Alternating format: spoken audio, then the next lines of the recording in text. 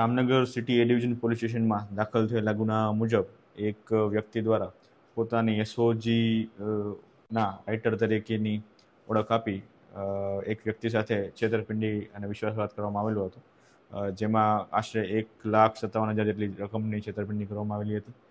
આ ગુનાને અનુલક્ષીને જામનગર સિટી એ division police station દ્વારા જે આરોપી છે શબીર હુસેન હારૂન ભગાડ, તેની આજરોજ ધરપકડ કરવામાં આવેલી છે.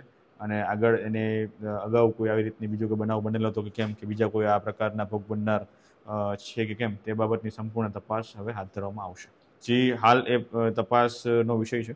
એમના વિરુદ્ધ કેટલા અગાઉ ગુના થયેલા છે અને આ પ્રકારના ગુનાઓ અગાઉ એને બનેલા છે કે કેમ, તે તપાસના અંતે ધ્યાનમાં આવશે.